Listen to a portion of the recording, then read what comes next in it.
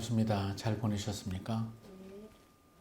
사랑은 오래 참는 거라고 그러죠.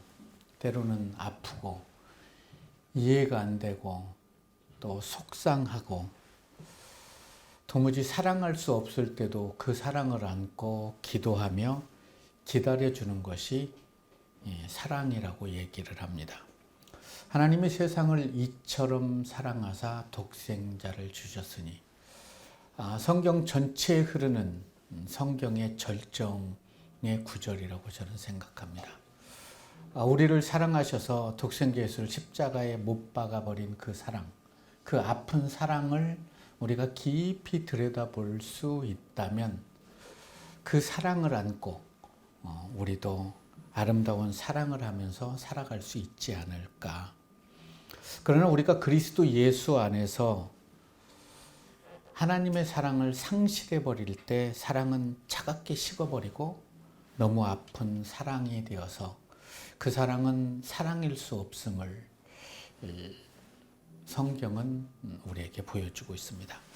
남편 엘리멜렉을 두 아들 말론과 기론을 떠나보낸 후에 나오미가 불렀던 고백이 방금 전에 영상으로 보았던 너무 아픈 사랑은 사랑이 아니었다는 고백이 아니었을까. 노래는 그 시간으로 나를 데려간다고 그러지요. 사랑했던 사람을 떠난 후에 쓸쓸한 사람이 되어서 고개를 숙이고 엘리멜렉의 이야기들, 말론과 기론의 이야기들이 가슴 속에서 피어나올 때 못다한 말들, 더 사랑해 주지 못했던 지울 수 없는 그 사랑을 나오미는 다시 되돌릴 수 있었을까요? 되돌릴 수 없음에 눈물을 흘리고 있는 아픈 사랑을 아는 나오미의 모습이 혹시 그려지십니까? 네, 오늘 함께 은혜 나눌 말씀은 룻기 1장 15절에서 22절의 말씀입니다. 저랑 한 절씩 나눠 읽겠습니다. 나오미가 또 이르되 보라 내 동서는 그 백성과 그의 신들에게로 돌아가나니 너도 너의 동서를 따라 돌아가라 하니 이르되 내게 어머니를 떠나며 어머니를 따르지 말고 돌아가라 하거나는 마옵소서. 어머니께서 가시는 곳에 나도 가고 어머니께서 머무시는 곳에서 나도 머물겠나이다. 어머니의 백성이 나의 백성이 되고 어머니의 하나님이 나의 하나님이 되시리니 어머니께서 죽으시는 곳에서 나도 죽어 거기 묻힐 것이라. 만일 내가 죽는 일 외에 어머니를 떠나면 여호와께서 내게 벌을 내리시고 더 내리시기를 원하나이다 하는지라. 나오미가 이시 자기와 함께 가기로 굳게 결심함을 보고 그에게 말하기를 했습니다. 이에 두 사람이 베들레헴까지 갔더라. 베들레헴에 이를 때에 온 성읍이 그로 말미암아 떠들며 이르기를 이가 나오미냐 하는지라. 나오미가 그들에게 이르되 나를 나오미라 부르지 말고 나를 마라라 부르라. 이는 전능자가 나를 심히 괴롭게 하셨습니다. 내가 풍족하게 나갔더니 여호와께서 내게 비어 돌아오게 하셨느니라. 여호와께서 나를 징벌하였고 전능자가 나를 괴롭게 하셨거늘 너희가 어찌 나를 나오미라 부르느냐 하니라. 나오미가 모압 지방에서 그의 며느리 모압 여인 룻과 함께 돌아왔는데 그들이 보리추수 시작할 때에 베들레헴에 이르렀더라. 아멘. 엘리멜렉은 히브리어로 하나님은 왕이시다. 왕권은 내게 있다. 내게서 왕이 나리라. 나오미는 나의 기쁨. 두 아들 말론과 기르는 허약한 자와 병든 자를 의미하고 있습니다. 사사시대는 이스라엘 역사에서 가장 암울한 오점을 남긴 시대였기 때문에 사사기 마지막 장 21절, 마지막 절 25절은 사사시대를 한 줄로 요약합니다. 그때 이스라엘에 왕이 없었으므로 사람이 각기 자기의 옳은 소견대로 행하였더라. 이스라엘 백성들의 삶 속에서 하나님은 이미 죽은 존재였기 때문에 모두가 자기의 마음대로 행동했던 그 시대는 왕으로 상징하는 엘리멜렉은 죽고 이스라엘을 상징하는 나오미는 하나님을 기쁘게 하는 자기 이름의 뜻과 같이 기쁘게 하는 삶이 아니라 자기의 기쁨을 쟁취하기 위해서 자기의 욕망을 움켜쥐기 위해서 하나님이 주신 축복의 땅을 거부하고 하나님이 금하신 모압 땅에 가서 그의 기쁨을 움켜쥐려 했지만 그것은 그녀의 뜻대로 이루어지지는 않게 되죠. 남편을 먼저 떠나보내고 두 아들을 결혼을 시키죠. 그것도 모압 여인, 모압 왕가의 공주와 결혼을 시킵니다. 이제는 행복할 거야. 그러나 그의 뜻과는 달리 말론과 기련도 죽음에 이르게 되지요. 두 아들은 이스라엘 역사에서 허약하고 병든 모습을 하고 있는 사사시대의 민낯을 보여주고 있습니다. 나오미가 살아가고 있는 그 시대로부터 3000여 년이 흐르는 오늘 우리가 살아가고 있는 이 시대를 바라본다면 과연 성경 속에 어떤 시대일까? 우리가 살아가고 있는 이 시대는 하나님 한 분으로 충분하다고 고백하는 그러한 시대일까요? 아니면 하나님께 예배를 드리면서도 사사시대의 백성들처럼 하나님이 나의 왕이 아닌, 그러니까 하나님이 왕됨을 거부하고 내가 왕이 되어서 자기 마음대로 살아가고 있는 시대는 아닐까요? 그러므로 인해서 우리의 다음 세대인 우리의 자녀들이 허약하고 병든 하나님 앞에서 세상 앞에서 말론과 기련이 되어서 병든 삶을 살아가고 있다면 우리는 어찌해야 할까요? 하나님 앞에서 허약하고 병든 삶이라 할지라도 세상으로 향하는 마음을 멈추고 하나님의 이름을 부르게 되면 하나님만이 나의 왕이십니다라고 고백한다면 하나님은 그를 통해서 새 역사를 써내려갈 것입니다. 여호수아 시대의 가나안 땅에서는 하나님을 모두가 알지 못하는 그 시대에 아스라 신전의 여사제 라합, 그 가정에 정탐꾼 살몬과 그무엘이 들어가게 되죠. 이 여인은 그들이 이스라엘 백성임을 알고 숨겨줍니다. 그리고 그 여인은 아스라 신전의 여사제로서 살아가면서 이건 신이 아니야. 아들을 불태워 죽이는 신, 인간을 괴롭게 하는 신은 신이 아니다. 그런데 이스라엘의 하나님에 대한 소식을 들어보면 홍해를 가르고 그들을 위해서 만나를 내리고 반석을 깨서 물을 주고 그런 하나님의 소식을 듣고 나도 그런 하나님을 좀 믿었으면 좋겠다라는 그런 희망을 품게 되는데 그녀의 간구에 두 정탐꾼이 그 집에 들어가게 된 거죠. 그 여인은 그를 숨겨준 후에 그들에게 물어봅니다. 내가 귀로 들었던 하나님에 대해서 이렇게 들었는데 그게 맞습니까? 두 정탐꾼 살몬과 그무엘은 그녀에게 자신들이 만난 하나님에 대해서 얘기를 해줍니다. 그것을 다 들은 후에 이 여인은 이렇게 고백하죠. 당신의 하나님은 상천하지의 하나님입니다. 나도 당신들이 믿는 하나님을 믿고 싶습니다. 당신들이 이곳을 점령할 때 나와 내 집을 구원하여 주십시오. 이러한 위대한 고백은 세월이 흘러 룻에게 꽃이 피고 열매를 맺게 됩니다. 라합은 살몬과 결혼해서 보아스를 낳게 되죠. 보아스는 이방 여인 룻과 결혼해서 오벳을 낳고 오벳은 이새를 낳고 이새는 다윗 왕을 낳게 됩니다. 룻 또한 어머니의 하나님이 나의 하나님이 되기를 갈망했던 이런 아름다운 위대한 고백을 성경에 기록한 이유는 무엇일까요? 그로부터 수년이 천년이 흐르는 신약 시대에도 예루살렘 성전 안에서는 하나님을 향한 아름다운 고백을 피어올린 사람이 없었어요. 그러나 하나님 밖에 있는 이방인 백부장은 이렇게 고백합니다. 내 딸을, 내 아들을 고쳐주십시오. 내가 가서 고쳐주리. 아닙니다. 저도 남의 수하에 있고 오라면 오고 가라면 갑니다. 내 집의 두려움을 감당할 수 없습니다. 말씀만 해주십시오. 예수님이 많은 사람들을 바라보며 안타까운 마음으로 얘기하죠. 내가 이스라엘 중에 이만한 믿음을 가진 자를 본 적이 없다는 거예요. 아프죠. 아름다운 고백은 아름다운 열매를 맺는다는 것을 알고 계십니까? 룻은 홀로 남은 나오미에게 전적인 헌신을 합니다. 편안하고 익숙한 삶을 뒤로하고 어머니의 하나님이 계시는 베들레헴 땅으로 시어머니와 함께 발걸음을 내딛게 되죠. 동생 오르바와 이별을 구할 때 오르바는 언니 룻의 손을 잡고 울면서 함께 가자고 얘기를 합니다.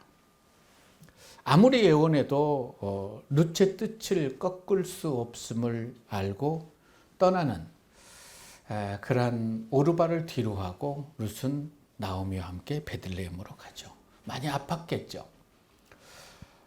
다시 나오미는 너도 내 동서처럼 내 민족, 내 백성에게로 돌아가라 얘기를 하지만 룻의 결연한 맹세 앞에 나오미는 돌아가라는 얘기를 하지 않습니다.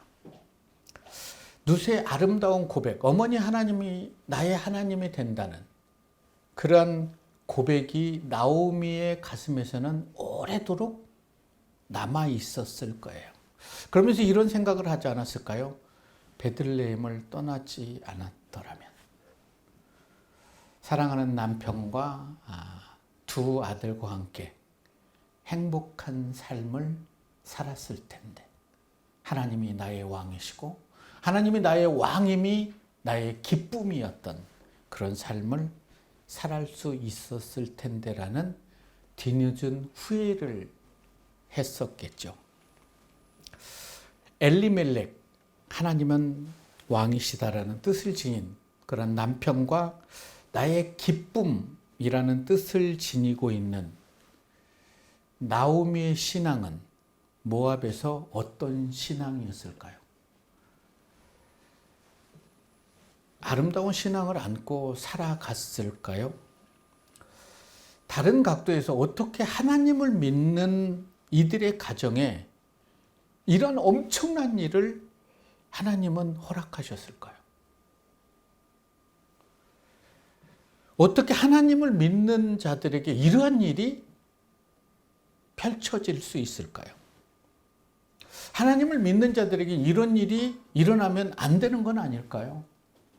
이렇게 질문을 할 수 있겠지만 성경은 하나님을 믿는 사람임에도 불구하고 이런 일은 일어날 수 있다고 기록을 합니다.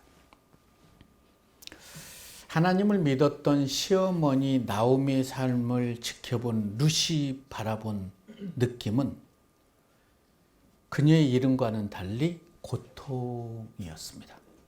그렇다면 룻은 어떻게 하나님을 믿는 자를 하나님께서는 이토록 가혹하게 다루시는 것일까라는 의문을 품지 않았을까요? 두 며느리 룻과 오르바와 함께 베들레헴으로 가는 도중에 나오미는 두 며느리를 보내주게 됩니다. 너희 백성, 너의 신에게로 돌아가라. 이런 고난을 당하지 않았다면 나오미가 이런 고백을 피어올릴 수 있었을까요? 룻은 자기 백성으로 돌아가라는 나오미 시어머니의 말에 이렇게 반응합니다. 내 어머니를 떠나며 어머니를 따르지 말고 돌아가라. 강권하지 마십시오. 어머니 하나님이 나의 하나님이고 어머니의 백성이 나의 백성이 되고 어머님이 계시는 곳에 나도 머물겠습니다. 나오미와 룻의 대화는 한 가정이 베들레헴에서 떠남으로 시작이 됩니다. 그것을 룻기 1장 1절에서는 이렇게 기록하죠. 사사들이 치리하던 때 그 땅에 흉년이 드니라. 성경에 흉년이 찾아왔다는 것은 어려움이 닥쳤다는 것이고, 어려움이 왔다는 것은 하나님이 그들을 통해서 새 일을 행하시겠다는 하나님의 의도예요. 요셉이 형들에 의해서 노예로 애굽에 팔려버리죠. 그리고 그곳에서도 하나님을 경험하면서 총리까지 되고 7년의 풍년 이후에 흉년으로 인해서 요셉의 아버지 야곱 그리고 그의 후손들 70명이 흉년을 통해서 애굽으로 돌아오게 됩니다. 그들을 통해서 하나님은 이스라엘 민족을 준비시키게 되죠. 요나 선지자 또한 영혼의 기근으로 인해서 물고기 뱃속에 들어가서 그 엄청난 고난으로 인해 이스라엘의 하나님으로만 알았던 그 하나님이 온 세상을 주관하시는, 바다 물속까지도 조장하시는 하나님임을 깨닫게 되죠.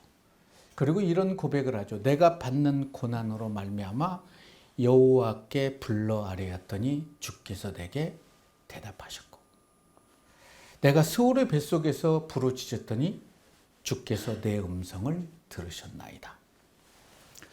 가끔 우리의 삶의 지평을 흔드는 하나님의 계획을 우리가 알아차릴 수 있다면, 힘들고 어렵고 살 소망이 끊길 때, 그때 세상의 것으로 그것을 해결하지 않고 하나님을 생각하고 하나님을 부르게 된다면 하나님은 그 고난을 통해서 우리를 다시 살게 하고 새로운 일을 행하시는 하나님이심을 기억하시기 바랍니다. 룻기를 통해 공개된 인간의 삶 속에서 비밀리에 간섭하시는 하나님을 우리는 만날 필요가 있다는 거죠. 여러분의 삶이 원치 않는 흉년, 기근으로 인해서 고난과 고통 속에 있으십니까? 내 삶에 고난이 찾아왔다면 하나님께서 고난을 통해서 나를 새롭게 하시기를 원하시는구나. 나를 다듬으시기를 원하시는구나. 그래서 시편 기자는 얘기하죠. 고난 받는 것이 내게는 유익이라. 이로 말미암아 내가 주의 율례를 배웠나이다. 고난 받기 전에는 내가 그릇 행하였는데 고난 받은 후에는 내가 주의 말씀을 보게 됩니다. 라는 이런 고백을 하게 되죠. 사사들이 치리한 때 흉년이 들었습니다. 아무도 하나님을 하나님으로 인정하지 않는 그 시대에 하나님은 그들에게 흉년을 줌으로써 다시 하나님께 돌아올 수 있게 하는 그런 기회를 허락하신 거죠. 흉년으로 인해서 나오미는 베들레헴에서 떠났는데 모압에서의 영혼의 흉년으로 인해서 다시 베들레헴으로 돌아가게 됩니다. 모압에 가서 나오면은 흉년은 면할 수 있었지만 그곳에서의 10년의 세월이 흐른 후 성경은 그녀를 이렇게 요약합니다. 말륜과 기륜 두 사람이 다 죽고 그 여인은 두 아들과 남편 뒤에 남았더라. 아프죠? 그 여인이 모압 지방에서 여호와께서 자기 백성을 돌보시다 그들에게 양식 주셨다 함을 듣고 이에 두 며느리와 함께 모압 지방에서 돌아오려 하여 라고 이렇게 기록합니다. 흉년으로 인해서 베들레헴을 떠났고 다시 흉년으로 인해서 베들레헴에 돌아가려는 이 여인의 삶은 아프죠. 돌아가는 길에 하나님을 생각하고 많은 후회를 했겠죠. 그리고 돌아가는 길에 두 며느리를 베들레헴으로 데려간다는 게 너무나 마음이 아팠던 거죠. 미안하고 내가 돌아오지만 이쪽으로 오지만 않았더라면 이들이 과부될 필요도 없고요. 이들의 인생을 망칠 필요도 없기 때문에 다시 시작하라고 돌아가라고 얘기를 합니다. 시어머니에게 이런 말씀을 들었을 때 이들의 선택은 돌아가는 것이 아주 현명한 선택이겠죠. 왜요? 베들레헴에 돌아간다고 그래서 아파트가 있는 것도 아니고 또 많은 물질이 있는 것도 아니에요. 그곳은 너무나 이방 여인 과부에게는 참혹한 땅임을 나오미는 다 설명해 줍니다. 그래서 오르마는 현명하게 자기 백성에게로 돌아갑니다. 이런 상황에서는 뭐 고민할 여지가 없이 떠나가야 되는데 룻은 시어머니 나오미를 붙잡게 됩니다. 그러면서 얘기하죠. 내가 어머니를 떠나며 어머니를 따르지 말라 강권하지 마십시오. 어머니의 백성이 나의 백성이 되고 어머니의 하나님이 나의 하나님이 되기를 갈망합니다. 모압에서의 남편과 두 아들이 죽은 이후에 이 두 며느리에게 나오미는 어떤 삶을 보여줬기에 룻은 이런 아름다운 고백을 피어올릴 수 있었을까요? 나오미는 룻과 오르바를 이방 여인으로 본 게 아니라 가족으로 받아들였기 때문에 그들의 아픔이 나의 아픔이고 나 때문에 그런 것을 깨닫고 그들을 위로하고 격려하며 보내주게 됩니다. 이러한 시어머니의 마음을 알아차린 룻은 시어머니를 붙잡을 수밖에 없었던 것이지요. 룻은 나오미를 선택했고 나오미가 믿는 백성을 선택하는 것을 넘어서서 나오미가 믿었던 하나님을 붙잡게 된 것이지요. 우리의 형통의 문제는 문제가 없는 삶이 아니라 그 문제까지도 합력해서 선을 이루시는 하나님의 일하심이 형통이라는 것을 기억하셨으면 참 좋겠습니다.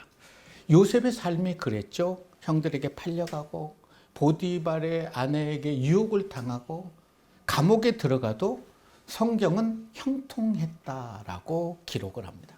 그렇게 평가를 하고 있어요. 왜 우리가 믿음 안에서 어려운 길을 가야 되고 좁은 길을 걷게 하는 것일까? 고난을 통해서 하나님의 일하심을 보게 하기 위함은 아닐까요? 하나님과 함께하는 삶은 고난 가운데 있음에도 성경은 형통한 삶이고 하나님 밖에 있는 사람이 형통한 삶으로 보일지라도 그들의 삶은 고통의 삶임을 성경은 증언하고 있습니다. 제자들이 처음 예수님을 따를 때는 그리고 예수님의 제자가 되었을 때는 보랏빛 꿈을 꾸었습니다.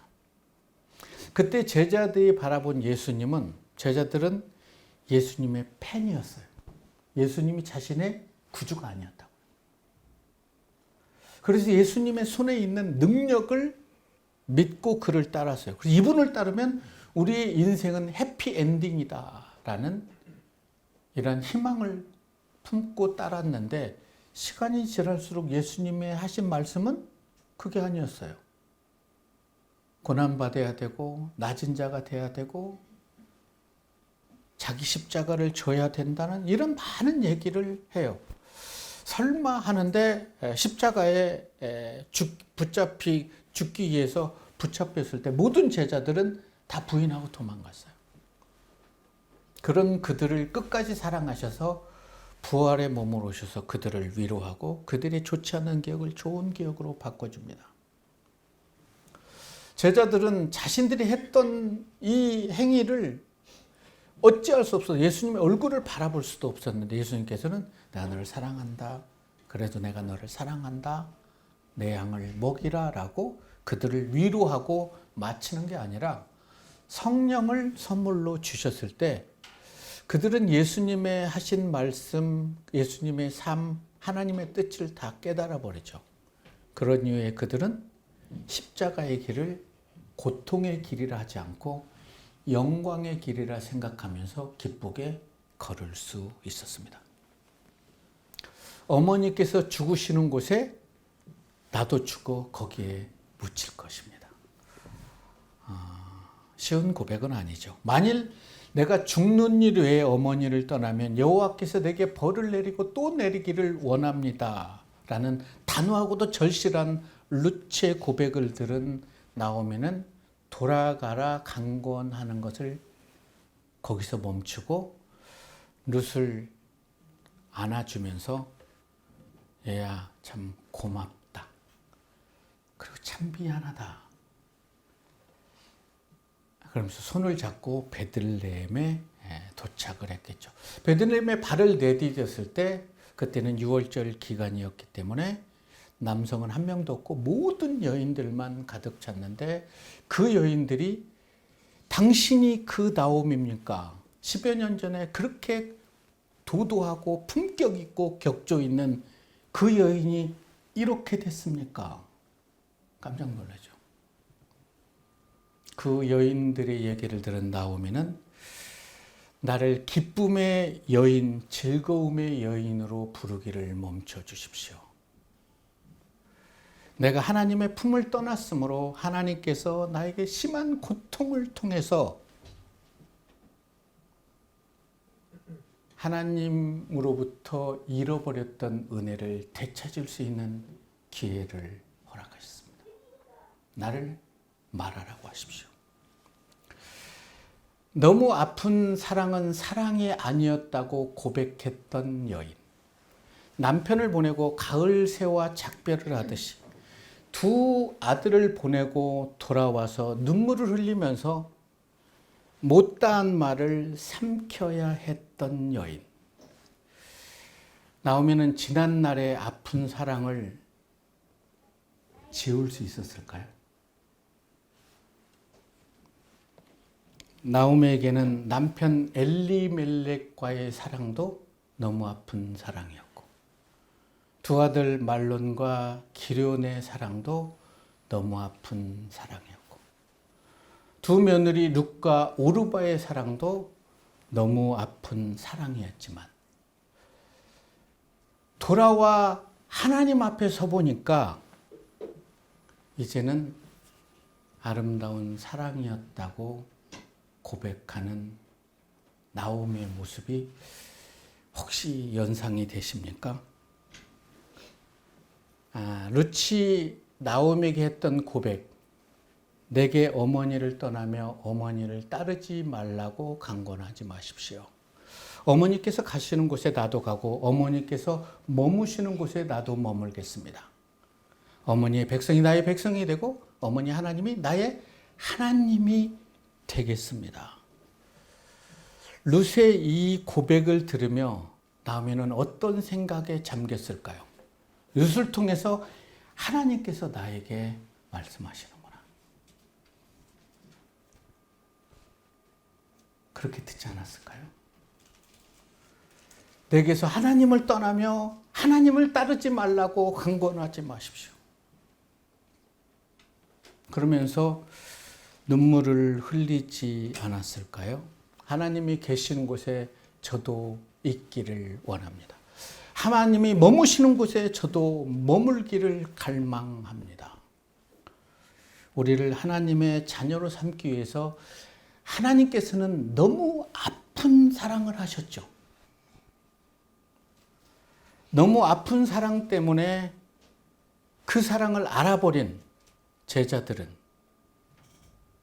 성경의 사람이 되었습니다. 우리를 향한 하나님의 사랑 또한 사랑으로 우리 또한 나오미처럼 룻처럼 서로에게 위로가 되고 격려가 되고 사랑하며 섬기며 그 영혼을 위해서 기도할 수 있다면 하나님의 너무 아픈 우리를 향한 사랑이 아름다운 꽃이 피고 열매로 맺어지지 않겠습니까? 고난 중에 계십니까? 그때가 하나님이 여러분들을 위해서 새 일을 하실 때입니다. 고난 중에 하나님의 이름을 부르며 룻이 시어머니 나오미에게 드렸던 고백처럼 아름다운 사랑의 고백을 드릴 수 있다면 룻을 통해서 룻은 예수님의 가게에 들었고 룻의 고백을 통해서 누치 후손으로 예수님이 오셨기 때문에 우리가 예수님의 복음을 받아들일 수 있었습니다. 여러분의 평생에 이런 고백을 피워 올림으로 여러분뿐만이 아니라 여러분의 모든 후손이 하나님의 은혜 안에서 하나님을 떠나지 않고 하나님을 찬양할 수 있는 그런 삶을 펼쳐갈 수 있기를 주님의 이름으로 축원합니다.